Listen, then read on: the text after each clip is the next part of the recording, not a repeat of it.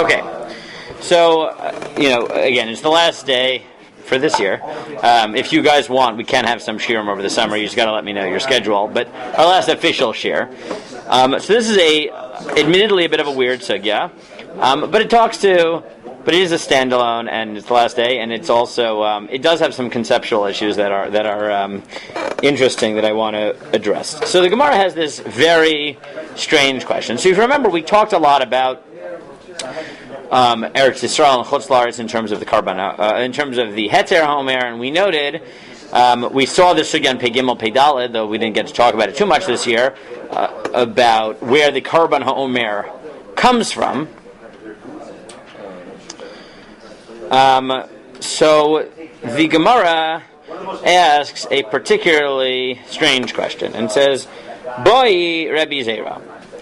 Rabbi Zera asks, Chitin sheyardu ba'avim, wheat that comes from the sky, mahu, what's the halacha? So the Gemara says, Lamai. What is the halacha with regards to what? I lamanacha or mailo. If it's for a mincha, so why shouldn't it be kasher? Ella l'shtei HalLchem. So the Gemara says the question is, can you bring it to Shtei HalLchem? And as we saw, the Shtei HalLchem, again, we didn't get too much into Shtei HalLchem, and I'm happy to do some shiurim over the summer on this if you want. But Shtei HalLchem, like the Omer, might have to be brought from the grain of Eretz Yisrael. So when the pasuk says Moshe Dechem, is it la'apuke de chutz la'aretz delo aval da'adam shaper dami? And this is really the main conceptual question I wanted to, that I think is important to note. Is the machlokus? Is there a machlokus on Moshe Dechem the same as in the Omer? Correct, and that's why I wanted to bring it up. So 100%. Presumably, this would be the same thing. And it's interpreted the same way, meaning some people say it literally means from Israel. So remember, that's why I wanted to bring it up, because remember we saw that whole machloket about Moshe Dechem for the Isser of Chadash, right. And that's why I wanted to bring this up, because besides the fact it's a little bit strange, is that you see that the Gemara is weighing in what exactly does this phrase mean. And here the Gemara has two possibilities. One is that Moshe Dechem tells you not Chutz La'aretz. Right? It excludes actively Chutz La'aretz, but it's not a chiyuv that it come from Eretz Yisrael. Right, meaning the cloud. Well, because it gives us an option of the clouds, but really, it's either Eretz Yisrael or it's not Eretz Yisrael. There really is no other place it can come from. Well, that's not what the Gemara is saying. Well, because this is the sky. But very good. Aval de'avim shaper dami, but if it's from the clouds, it can. Odilma. Or do you say that there's an active chiyuv that should come from Eretz Yisrael?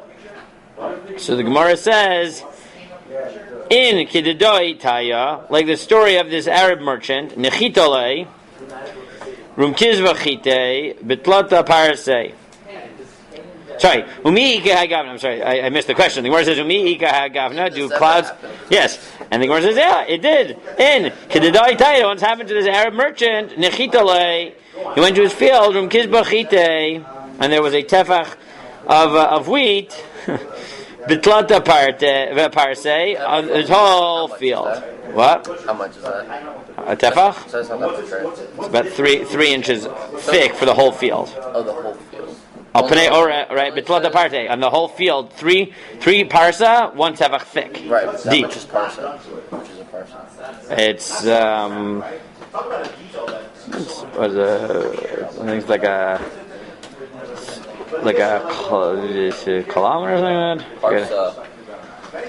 Oh, 2.27 miles. There you go. A few miles. There you go. So this was about 7 miles of... That's a lot. Yeah. Okay. Fine.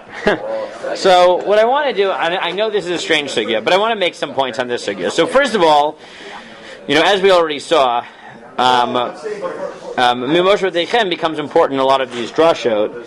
And what this Gemara pushes is what is the drasha of Moshe Dechem? Is it a chiyuv of Eretz Yisrael, or is... Now, right, if you want to conceptualize it a little bit differently, is there a chiyuv of Eretz Yisrael, or is there a chalos, right, a status of Chutz La'aretz? Meaning, how do you look at Chutz La'aretz? Is it just not Israel? Right? Or is it right? Like a negative. It is the diaspora, and therefore you could have neutral spaces like Shamayim. That's not a nice solution, though. Yeah, wonderful. Okay, so I want to do, again, I want to look through Rashi and Tosfot. I want to try to analyze this conceptually, and yes, deal with some of the issues that are disturbing you. Okay? So first let's get shot down in this Gemara. So what does Rashi says? What does Rashi say, rather? Shiar Dubavim, take it away, Daniel. Matar Keshashto, the Ha'avim. So there was rain and the clouds drained. Right. Ha'avim b'alkionos. Below Svina Milea Chitin. And then the boat absorbed.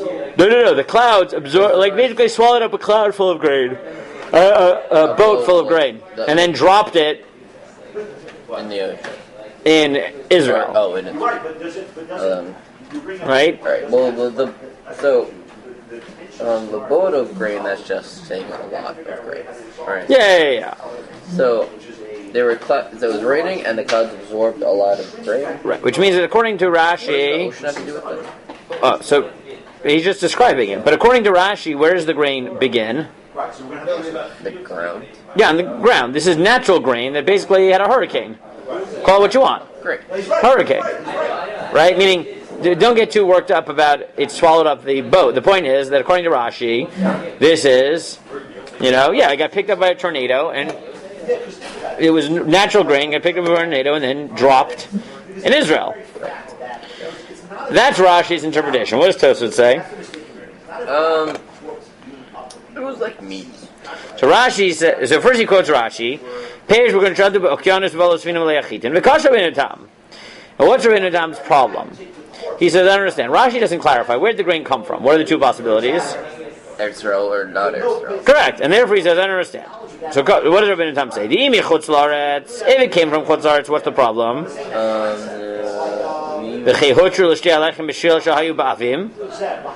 Did the fact that it got picked up? Let's call it a tornado. Okay, are you happy?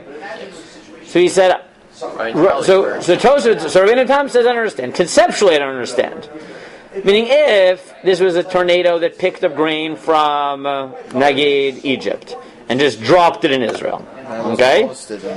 Correct, he says, then what are you talking about? The Gemara made it very clear that Chutz La'aretz is possible. The only question is, what about if it's not Israel, not Chutz La'aretz? But he said if it came from Chutz La'aretz and it just blew by wind, so the fact that it got picked up by a tornado, that makes it better. In the end of the day, this is grain from Chutz La'aretz.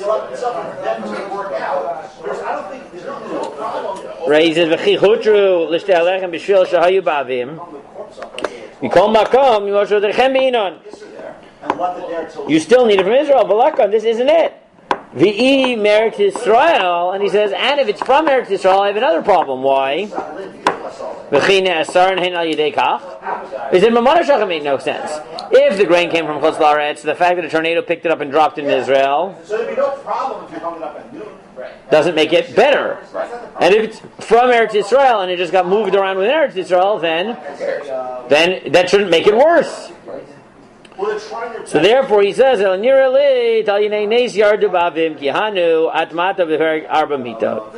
said it must be that which is created by a miracle. And then references some disturbing sugyot in Sanhedrin. Correct. And the Sugyot and Sanhedrin have all types of wonderful things. Have Rava making a golem and trying to counter for a minion. Sanhedrin next year? We're not doing it. You can fight the Regensburg. This is Bava Basra. Bava Batra. Okay.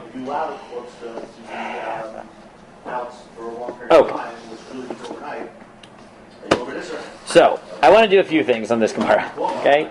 First, I want to try to understand the conceptual issues, and I also want to make a few points about halakha in general. Okay? Now, maybe I'll start with the latter point first. So, I came across, this is referenced in a few places, the Sefer Nahar Ish, by Rav Shimon Zelachaver, who was the mashgiach in Chachmei Lublin. Okay? That's from Meir Shapiro's yeshiva where they started Daf Yomi in Europe. Yeah. Right. Yeah. Well. Okay. Yeah. So he looks at this Gemara and he makes a very far-reaching claim about the nature of Gemara. Okay? And he says as follows. This is a summary of things he said, so it speaks about him in third person. Diber minyan limud Torah harbe pamim. Rozel Chavar often talked about Torah. V'izbir l'talmidim sha'ikar leida chukei Torah kedosha b'veirur sh'chukim al luach libecha. So the point of learning is to know the laws and have it inscribed in your heart. HaTorah shalomed tia kinyan b'nafsho l'idei memched dvarim she'tor nikneit b'hem. It should be acquired in your soul. The 48 ways the Torah is acquired. He complained how far people had gotten from this truth. And Hosef Rabbeinu V'Amar, and he said further, Vayu advar ma'ila alavavcha, Hashem Yitbarach, I don't speak Yiddish, but I can read it to you, Had kored brit, or koires bris probably, Gewesen mit Jüdische Herzer als Darten in Haaretz zal sein Teche, man hat nicht koires bris gewesen mit die Boffrin von dem Great something like what they then say Hakritat Brit Ayam Nafshi Yisrael Shalev and Nefesh Yachzik B'Docham Chukei Elu Kim V'Toratav. What? All you're missing is the scribe. Yeah, exactly. Yeah. And the understanding of what I just said. That too. Yedu Otam Yizkurodem. The point is Torah. And then he goes farther and he says, Rov halachot Torah. Now this is a very far-reaching claim that I wanted to at least explore with you. Most laws in the Torah, Einam Nogim L'Ma'aseh, are not practical. Afil b'mitzvot hanagot b'zman hazeh. What? Most laws are not. Yes. Even the laws that apply nowadays. Rubam shalachot elu lo hidrachshu Have no purpose. b'shum pam. They've never happened. He said most halachot have never happened. Rabbeinu hevi kama dugmaot min halachot b'shulchan aruch. He gives many examples. Kemo treifot. Cases of like. Yeah. Kemo treifot. At Samod B'Yerodeh, like many of the cases. Straight up, feel Sharlach B'Shulchan Aruch now give them Ma'asav Al-Kshein V'hem Efshar L'Rot Tirak Chilek Katan Mehem. He said even to go to Shulchan Aruch, you find that many of the cases never happened. And I'm not sure about that. I want to read the claim. V'gam Zel L'Famim Rechokim Aval Rov Halachot HaTorah Me'olam Lo Haya B'Foal L'Shol Le'em Halacha. Most things were never practical. Ve'vi b'shem Avot Rabbi Natan she'me'olam lo haya pigul Beit HaMikdash. He quotes it in Avot Rabbi Natan. It said there never was pigul, and there was never a case where someone had improper thoughts in a karban to eat it michutz lezmano. Shechilek gadol mizeh kachim nogei halachot pigul b'karban mincha. So much of kachim is about pigul. That's not so strange. I know. Hagasmacha. He said, what? What does pigul translate to? What he just said. When someone shechted a karban, someone shechted a karban with the improper thought of shechting it with the intent to eat it michutz lezmano, eating it at the wrong time. That's pigul. That is the definition. Hagaz mecha v'chi efshar shimtza kahen rasha kolchach she'yeshu machshevet chutz lezmano chutz l'mkomo v'meided labar alav lo yichashev. Said who would besides a rasha to dafka shecht with the having in mind to eat it in the wrong time? Ki b'shogeg and a pigul, because if you do it b'shogeg it doesn't count. And in order for it to be pigul, you then have to finish bringing the karban. If you don't finish the karban, it never became pigul. Because lumdishly, pigul isn't an invalidation of karban; it's an invalid karban.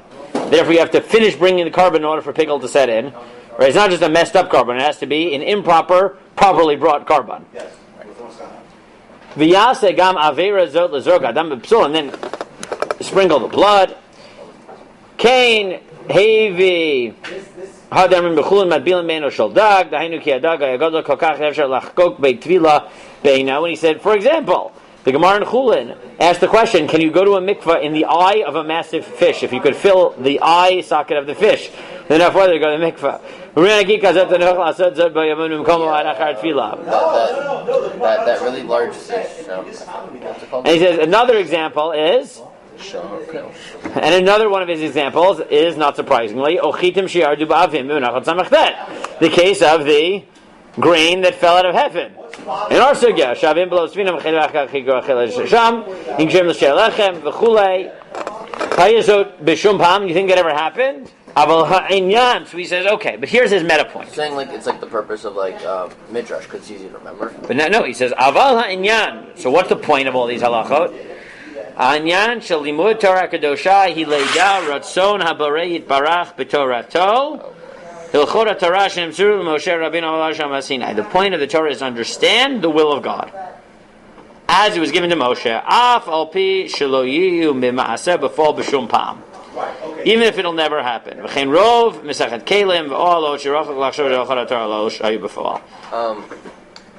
just finish this paragraph. But I should also, before I forget, I did have a lot of trouble actually tracking down the actual Sefer, because it's not on Hebrew books, it's not on Tzar Chachma, it's not on Bar Ilan. So I do thank my good friend Rabbi David Roth, who is a academic librarian at the National Library, who tracked down the Sefer for me and sent me a copy of the pages. He says, you know to look for it though. Okay, there's a reference here. What's that? It was referenced in the Mesifta and the Daf Haladaf. I saw it referenced in two different places, but I wanted to look at it inside. The point of knowing these halachot is to know the will of God. Be'et limud Torah, when you learn Torah, the mind, the physical mind, and the soul of the Jew clings to God. Be'et lamdo hilchot Torah shall Boker Lo'olav V'Sol Mincha Bakar Lo'olav V'Sol Mincha Arba Shomrim Arba Nizikin. And all as you learn halacha, Nizikin, Kachim, whatever. Marot Negoim V'Elchot All Lord Hakol Ratzon B'Rei B'Torato. It's all the will of God. Zod Ha'it Abkud V'Ha'it Kashrut Shel Seichel Gashmi V'Rod Olam. This is the connection of the intellect in God. V'Chol Meuto Shel Adam Yisrael Mitalel Mitkadesh. The essence of every Jew is elevated and sanctified B'Limudo B'Lomdo Hilchot Torah. Mala ain shur, and your soul is elevated. Aval bisha b'shum pam lo yu halachot elu. Even if this halacha will never happen in practice. So, what do you think about that claim? Good. If he's saying the whole point is to learn the will of God, but people don't know why they're learning this, then they're not learning the will of God. That's a bad critique. No, but that was the beginning of it. No, he's saying his claim is that what you learn from sugya like this is that the point of learning Torah is to understand the will of God, and therefore the fact that it'll never happen doesn't matter. We learn Torah not necessarily just to know what to do, but to understand God's will. Now, there are people who really believe this. So, for example, who was a champion of a view similar to this? The Rav. Right? The Rav in HaLachic Man says that at some level the point of Torah is to create the theoretical models. Right? To create the theoretical models. Right? And therefore it doesn't matter to him whether... Do we have a HaLachic Man here? Do we have one in the base right now that is easily findable? Or not until we organize everything? No, we don't have. We don't have one? That's why it's that one. That's surprising. Even though it's a lot of the English books or whatever Bill donated. We don't have that many books. We have like 2. That's not true. We have plenty, but most of the Hebrew ones. We have a lot of the Hebrew ones. I've just found them all on the shelf. What? I haven't seen many of them, but But anyways, but the Rav at some point claims like the point of the Torah is to create the theoretical models, and if they come to fruition in the world, great. And if they don't, fine. Also fine. Though there's another way of looking at this, which is, and again, I'm not going to paskin for you which one you should believe, but I do want you to understand that sugyas like this force you to ask this meta question. That's why I wanted to at least look at one of these sugyas. Right? One way at looking at these sugyas is, as Zel Chaver says it, that apparently the point of learning Torah is not necessarily to know what to do. It's to understand God's will, and it doesn't matter if it'll actually happen in the real world. But there's another way of looking at this. People who are much more Lamaisa oriented will tell you, no, why do we learn this sugya? Because fleshing out the theoretical principles are important. If you know the extremes. 100%, exactly. That maybe this shiloh won't happen, but coming up with this theoretical question that allows you to sharpen if the chiyuv is really about Eretz Yisrael or it's a psul in Chutz La'aretz, may have ramifications because it'll help you understand the underlying principles of what validates the Korban Mincha. Like, for example, if we grow wheat on Mars. So let me give you two examples that just came up. Okay, let me just give you two examples that just have came up. Let me give you a few examples. Okay, so right, Shlomo Brody posted an article on a topic which I've written on in the past. I happen to be a big fan of the sugya. He asked, okay, who was the first rabbi that we know of who asked a halachic shaila about Zoom or video conference, really? So who would you think? What? What's wrong with Zoom? Who said? I didn't say wrong with it. I said the first shaila about it. In terms of what? A shaila about what? Well, that's what I'm asking you. Meaning, okay, I'm not asking whether it's us or mutter. In the last few weeks, so many shilas have been asked. Can you have a minyan over Zoom? Can you say this? There are many halachas that come up. Can you have a seder over Zoom? Can you, right? Zoom on Shabbos. Who is the first person to ask that question? Is it probably a rap from come to the Charlotte with radio?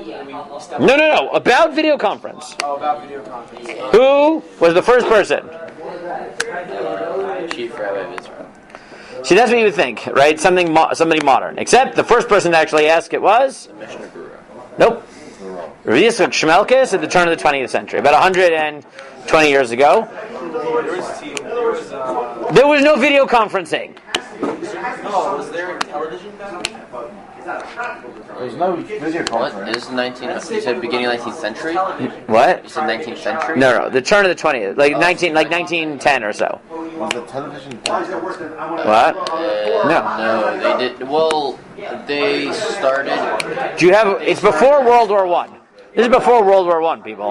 They did have what's it called? Those only for like the very rich. where they moved the pictures really. No one had it before World War One. No, they didn't have television, but they had where they moved the pictures really quickly for like 5 seconds and make it like a movie. Yes, but we're talking about synchronic They here, didn't have like television. and we're beginning of and we're talking about synchronic, man. We're talking about synchronic communication technology, not asynchronous. Synchronous, right? You know the difference between synchronous and asynchronous? No. Like, social media is asynchronous, right? I mean, you post material, asynchronous doesn't happen at the same time. That you're not communicating with someone. A phone, you're using synchronous communication technology, right? I'm talking to you now, rather than I'm posting information that you'll see whenever you see it. Live versus. Yes, live versus not live, Well, not right? Can say it like that. Live Why did stream Charlotte or ever come out? video. How can the Charlotte be from before a time of? Oh, and the answer is he asked it. He asked. How does he know to think that? Oh, very good. How did he know? Because, and this is where I brought his argument, is because, Was the first TV. You learned the Gemara about the floating grain. and the answer was because in sci-fi people were starting to talk about it, and therefore he was talking about a very specific case, namely Tzivui HaBa'al. There's a very, very specific halacha, which is that when one writes a get, he needs to directly instruct. If he's not writing it himself, he needs to instruct the sofer and then the adim to write it, to sign it. So the question became, can you do it If you're not doing it directly? If you can do it on the phone, can you do it by letter, can you do it by whatever? Yes, they had phones back then. We did have fun. They did, yes. And at the end of one of his shuvot, Rav Yitzchak Shmelkes says, Like live phone calls conferences. but then he says, and if they make technology in which you can see people, and then he goes on to analyze video conference. Wow, that's pretty It's pretty imaginative. Correct. And so Ray Brody wrote this article about maybe it's because in sci-fi they were already talking about it, So you was watching sci-fi? TV. or it was just or that people were talking about it. TV But what's my sci-fi point? imagination back then. Guys, but what's my point? My point is that if you don't want to take Rav Zelachavar's conclusion, which is that why does the Gemara deal with shalas that never happen?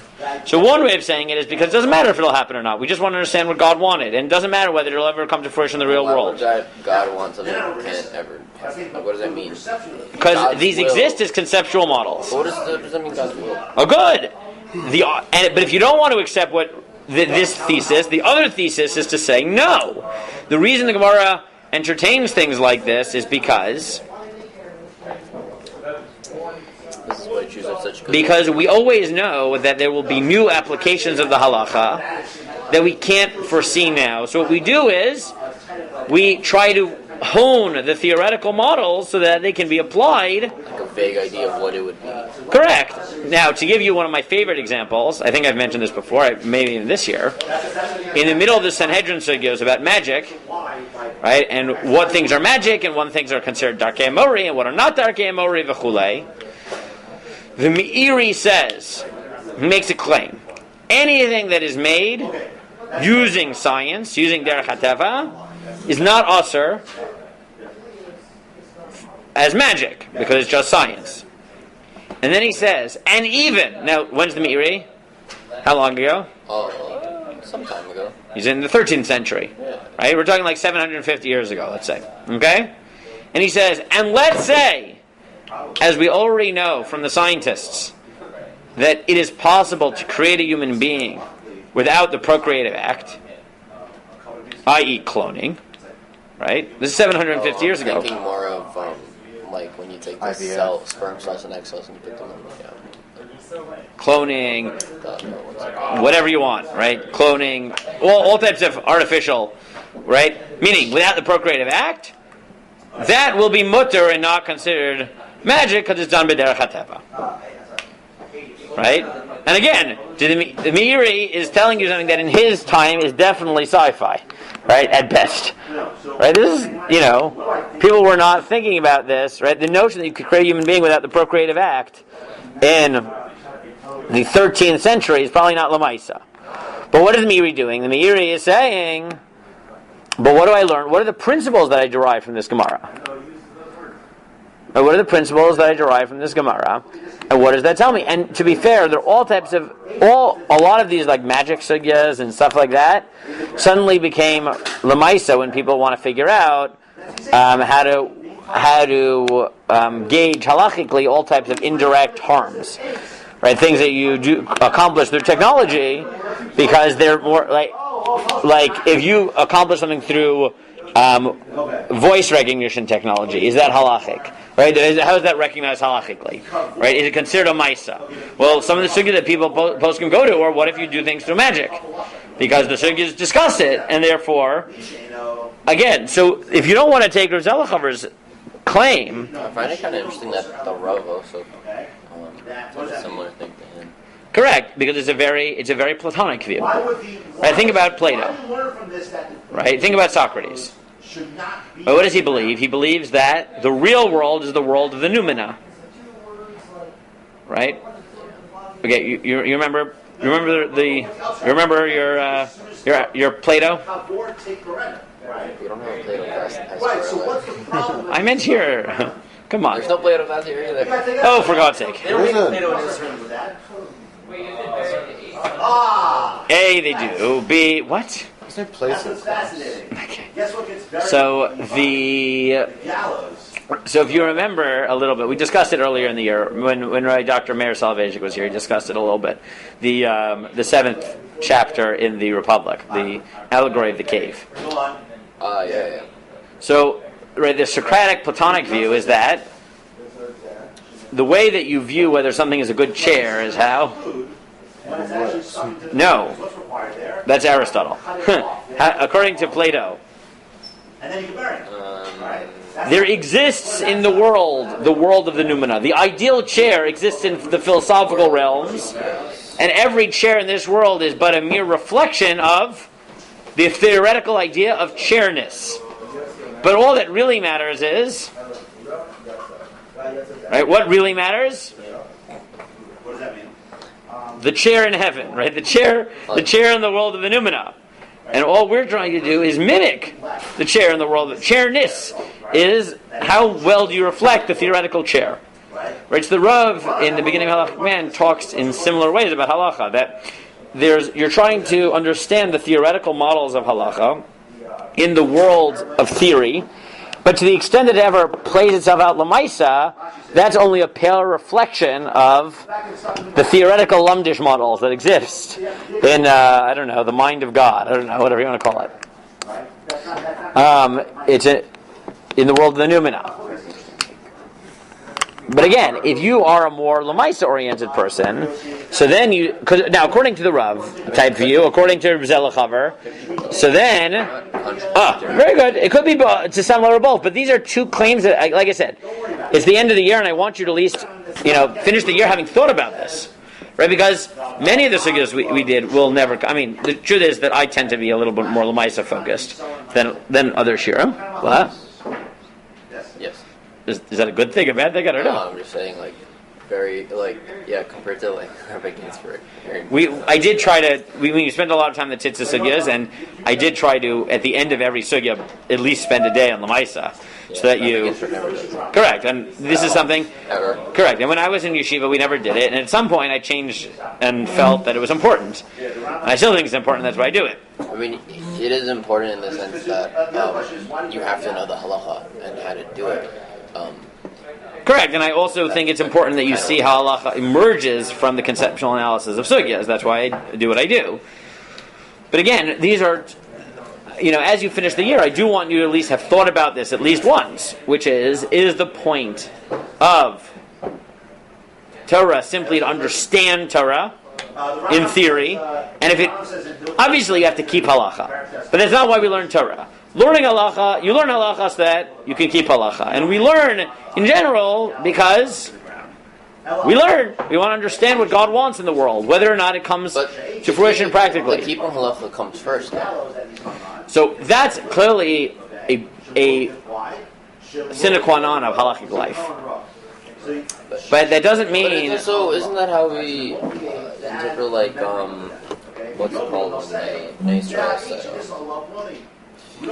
Again, the we will do. I know what you were going to say. Not to finish, I got it. Yeah. You must really be tired. Because he forgot the Hebrew of that. Honestly, people.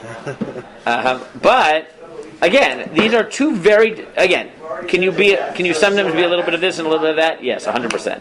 But when you see a sugya like this, you are forced to ask the question, which is, what is the point of Talmud Torah?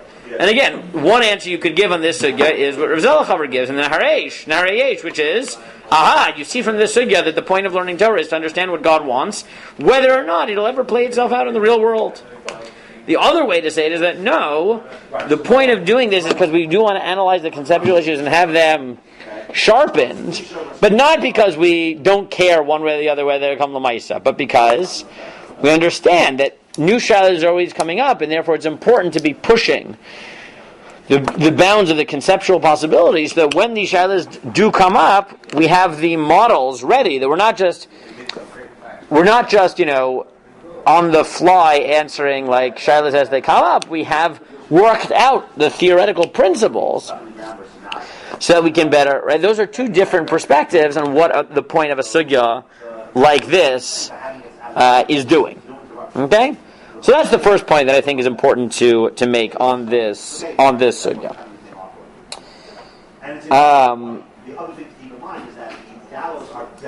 Okay. So now that's point one. Now let's go to the sugya's question itself. So again, so we had two perspectives on this Gemara. Rashi thinks that the sugya here is that like a tornado swallowed up the grain. And then the Yehuda actually thinks that Rashi thinks that it swallowed up the boat too. But okay, fine. That's a very important distinction to me. Very, very, very.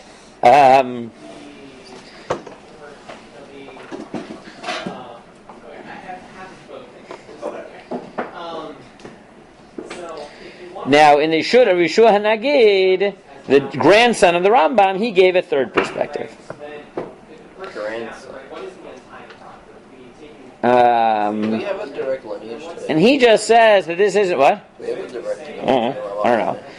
So he says that. Your great-great-great-grandfather. Yeah, we idolize him. What? So do you want to get so the Rishua Nagid said that what this might mean is even more sort of lamaisa. I mean, again, I think Rashi is not impossible. You could say it's some sort of tornado, right? the question is, this is Rashi's actually intent. Like, Yeah. I can interpret Rashi. In a Chanami. So Rishon Nagid says maybe what this is that sometimes you have like this very, very, very thick cloud fog thing that comes down like, below the mountains, like it comes down to earth essentially, and he says if that's the case, right, someone could literally go on top of a mountain and throw things through the cloud. I don't know if this helps me very much. Okay? But for these purposes, now I think the questions that we asked from Tosfos and Rashi would be even more hard for Shua Nagid, which is if someone is throwing something from a mountain through a cloud, through fog, that's not really a question. Why does it even change the... Even the Rashi, if you interpret it that it's a hurricane or some wind or something, then this case in the Gemara doesn't become a crazy theoretical case that either you can interpret as the will of God, that's why we're learning it, or to teach us all other less extreme cases. Then it's a suffix where the grain came from. That's it. So, if this is a question, then that can't be what Rashi's saying. Yeah. Now, I will note that in some of the, in the Noda Yehuda asked another kasha, which just to throw it out there, and Noda Yehuda says, I don't understand, how can you ever even ask the shaila? You're going to get angry at me for even asking this. So how can you ask the shaila? The halacha is that menachot aren't allowed to be chametz, and therefore the grain got wet in the clouds, and therefore it is already possible because of that. So what does Noda Yehuda say? Well, he says according to Tosfos, it's not a problem; it's a miracle, so it stayed dry. According to Rashi, it must be that it swallowed up wheat that was prepackaged in bags. What? I don't know what to tell you. Okay, fine. But let's get to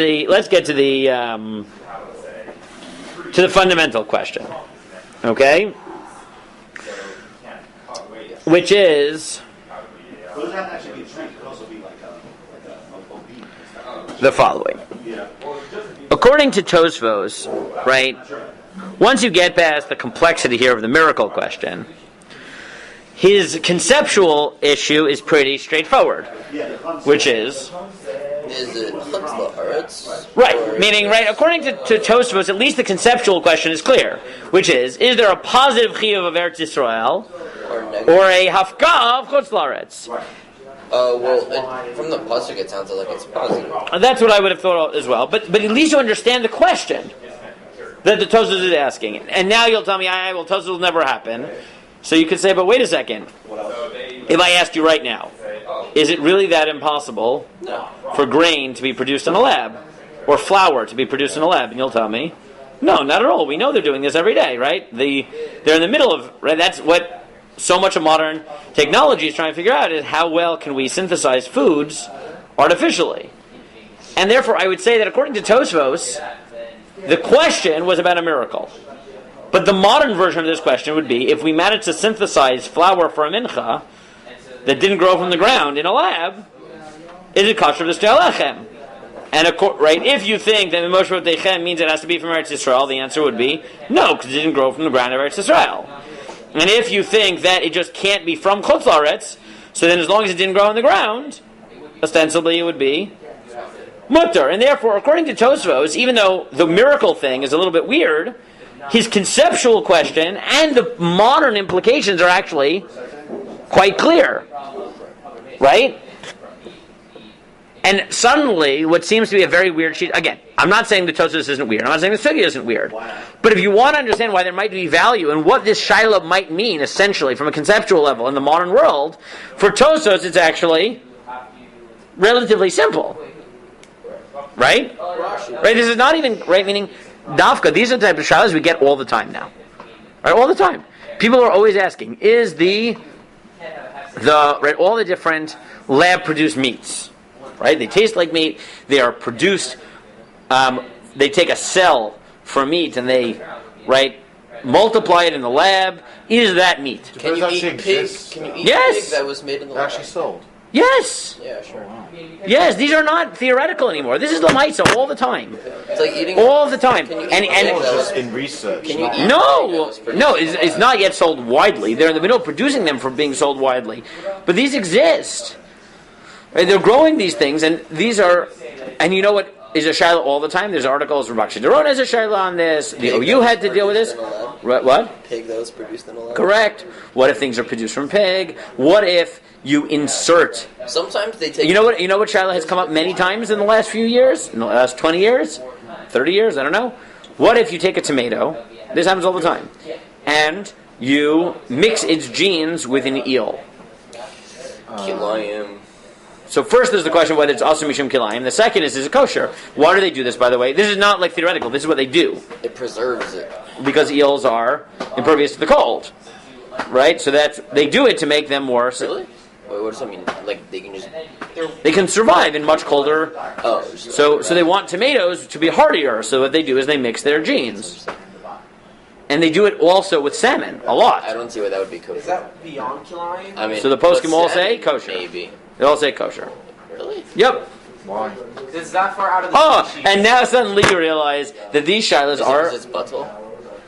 Because it's batel, because it's just the genetic material, but it's really a tomato, all But types of different things. wouldn't that be the same question with when you take fat from an animal? And No, because you're not. No, you're creating a new blend, a new type of tomato. And there's no problem with Kilayim? So the poskim assume not, but this was a big shiloh. Is it, Oh, also, I had a question. There was a shiloh. I mean, it's a machlokes. These are interesting sugyas, but again, my point is that what in the time of the Gemara and why are you doing that? In the time of the Gemara, Pretty big scissors. yes, I see that. That's why I'm asking you why you're doing that. In the time of Tosfos, or the time of the Gemara, again, their version of this shiloh might have been, what happens if it's created by miracle? But, stop. But again, the conceptual question is actually really important in the modern era because we can do this essentially, right? We can produce flour, which is not grown from the ground. It's not even so hard. I think aquaponics count as not. I mean, depends what. Very good, and we can What do you talk about consider? hydroponics. We can talk I about, was gonna give a chabur on that. Actually. and during Shemitah. Don't give Sharon.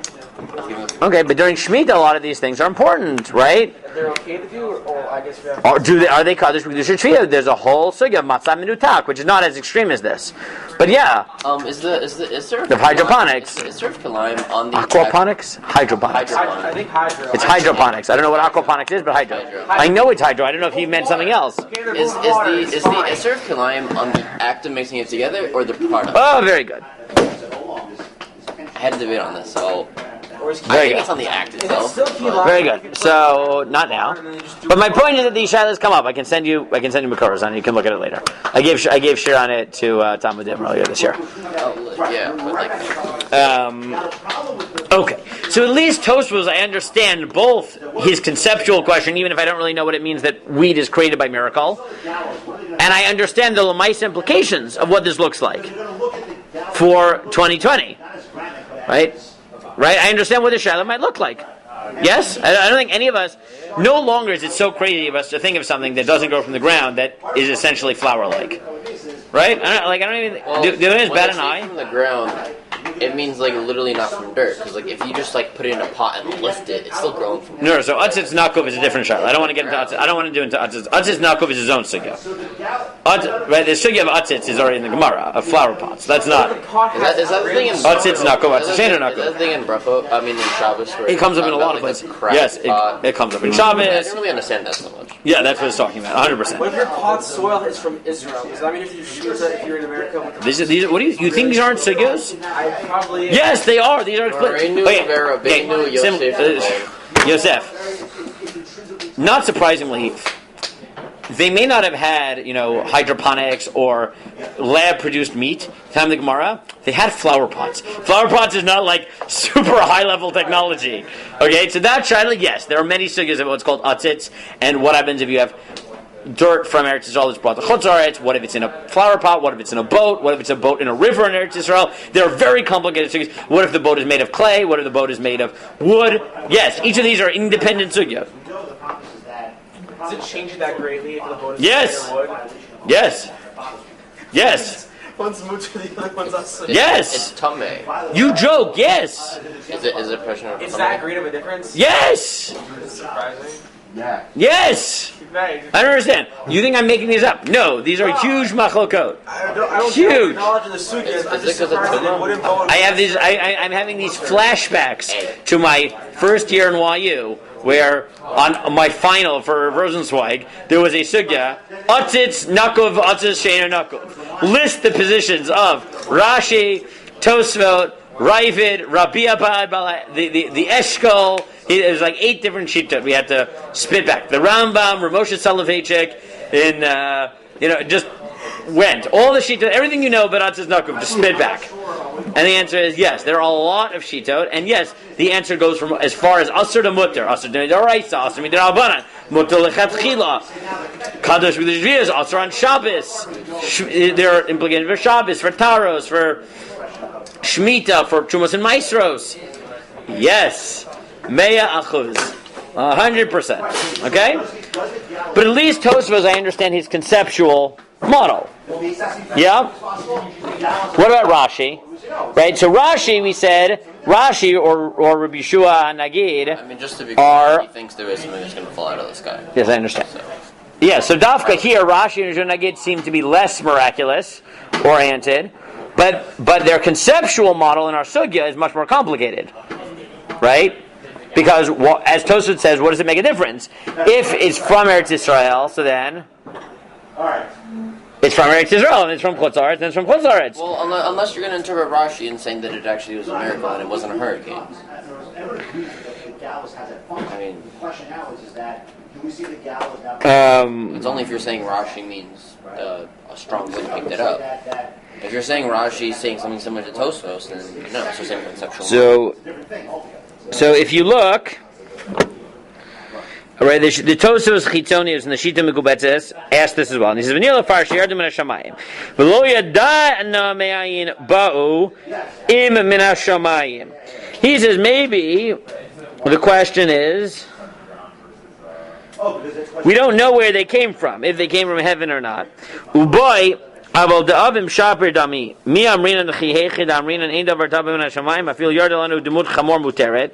Mochein chol davar yard min hashamayim kosher l'chol davar. He reads it differently than Tosfot, right? He says the question isn't is Mimoshe Rodechem positive or negative, right? He seems to have a slightly different formulation, which is it that it needs to be from Eretz Yisrael, or is it that anything that's created al yidei nes is automatically kosher l'chol davar? That's his conceptual model. Now, obviously, according to that, premise that you could create something like that. yes, 100%, because he says, like the Gemara, a different Gemara, right? Like the Gemara in Sanhedrin, that a chamor that falls from heaven is a kosher. Yes. Oh, it's done from Sanhedrin. Yeah. Sanhedrin didn't say it was a chamor. That's the suggestion he's mentioning. But it just said meat. Well, now he says chamor. Very good. Now he says chamor. His gear says chamor. That's ridiculous. It was clearly a bird. Okay, well, he says chamor. What do you want from me? Why are there so many cases of things falling from the sky? What happened? I don't know. Because Adam couldn't eat animals from the ground, but it says he ate meat, so how is that possible? Obviously, the angels brought it down. Oh, you're right. You can read it, it's right here. I have a field day. So, But that would imply that Chassidza is. it could be though that what he's saying, it could be that he's trying to defend Rashi. I don't think so, actually. But in the footnote here in the Mesivta, they think that this Tosfos is actually defending Rashi, and they think what he's saying is that maybe the Gemara's Chiddush is that even though it originated from Eretz Yisrael, maybe what Rashi is saying is the act of going through heaven is some sort of override, or some sort of conceptual override, that it koshers it. It makes it kosher. I find that very, very hard to believe. The Tzon Kodshim gives another position, and he says as follows. And he says, maybe you misunderstand this. maybe this isn't an Eretz Yisrael question. Maybe Rashi thinks that the suffix here isn't about Eretz Yisrael at all. It's about ownership. Because Mimosher Dechem could be about Eretz Yisrael, but the Gemara doesn't actually say that. It said maybe what is it about? Shalochem. Like etrog, it has to be yours. Maybe this is an ownership question. Maybe Rashi is saying is, look, we're talking about grain from Eretz Yisrael that got whipped up in a hurricane. You might have, and the suffix of the Gemara is, does it need to be that you grew it, cut it, right? Go through that process, or is it just that it needs to be from Eretz Yisrael? And the fact that it got swept up from somebody else's grain and you just got it in a hefker, right? Because presumably someone is mityayesh when it goes up into heaven, right? It's swept up in a hurricane. Maybe that's how he understands Rashi. The Rashi thinks that this sugya isn't about Eretz Yisrael at all. It's about ownership. And the Einei Shmuel they quote as saying that no, the Gemara is just asking a suffix question. And he thinks the problem is as follows. Meaning, is something which is it that you need positively to know that it's from Eretz Yisrael? And therefore, if you got it from the clouds and now it's a suffix Eretz Yisrael Chutz La'aretz is possible, or is even suffix Eretz Yisrael sufficient? You just can't have Vadai Chutz La'aretz. And this is just the Gemara's example of something which is a totally radical suffix. That's the Einei Shmuel, right? And according to that, then what's the point of this Gemara? The Gemara's conceptual question is just, it's not about whether it needs to originate in Israel, it's what level of Vadaut do you need.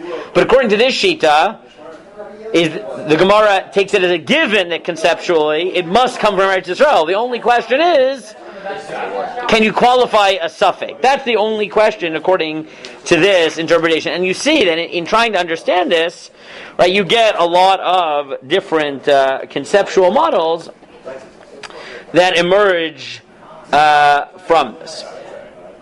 Okay, now what does the Rambam say? You said there isn't a Rambam. No, I said look at the Rambam. I said, and you're like, there isn't one. But there isn't no reference. So if you get me a Rambam. Yeah.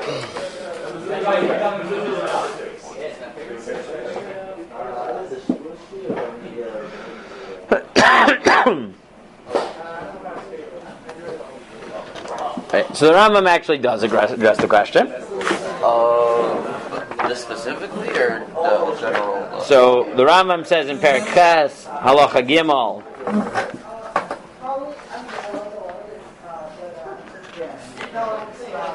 as follows: Chitim sheyardu ba'avim, wheat that comes from the clouds. Yesh bahen safek. There's a doubt. Im karei ani mimosher dechem. If I call it from your dwelling place, o eina mimosher dechem, or not, lefichach lo yavi, and therefore you shouldn't bring it. It may be kasher, but if you did bring it, it would be kasher.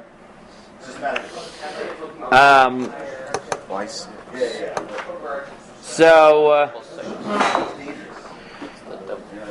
right now the Minchas Chinuch thinks that in general what you learn from here, now the Rambam doesn't explain what he thinks it means that it comes from the clouds, but the Rambam tells us a different rule, which is that anything which is so the Minchas Chinuch derives from here that anything which is Safek Hurtza, meaning it's Safek whether this should work as a carbon, B'diavad it works.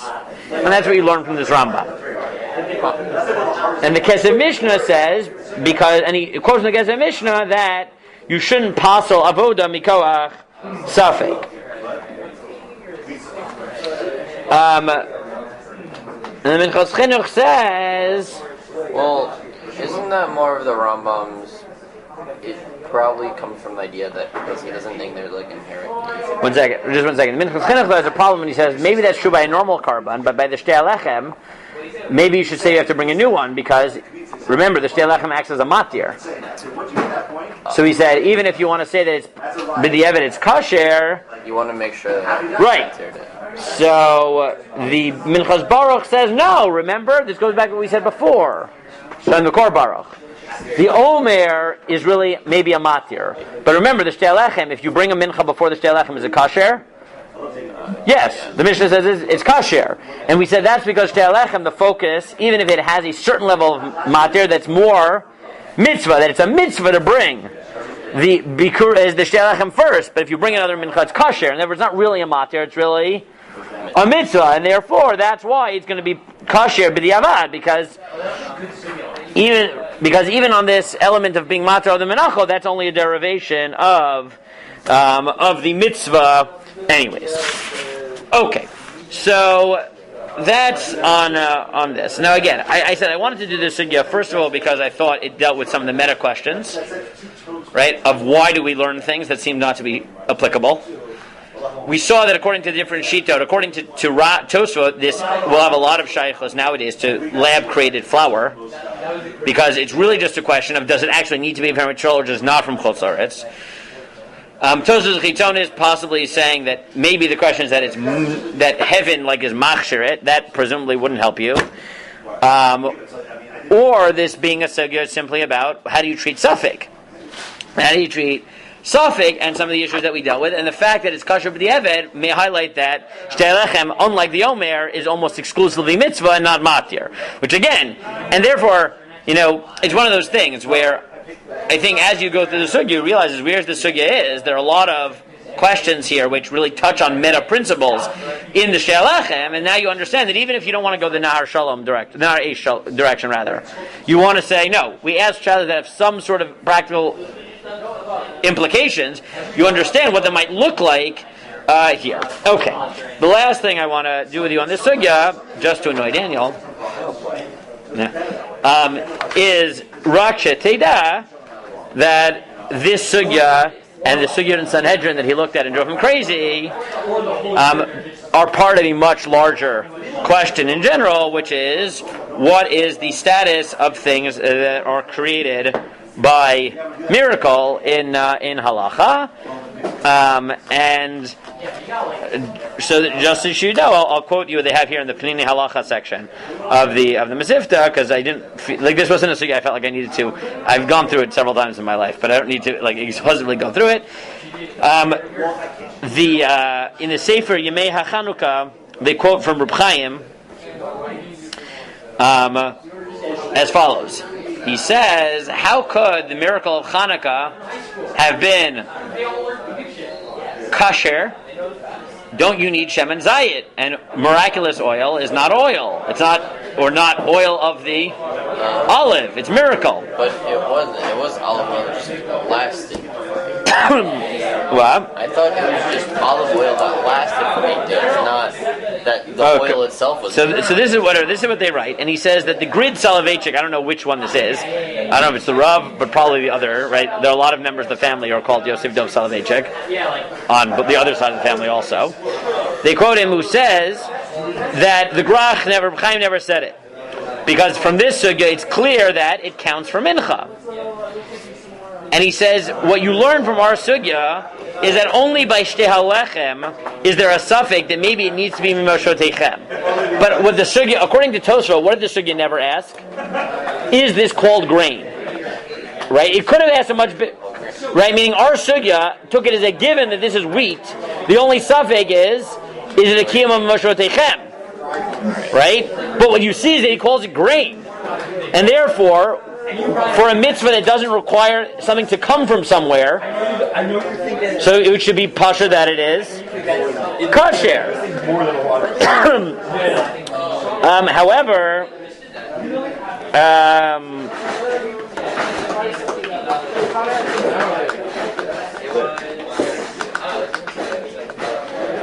the Klei Chemda said that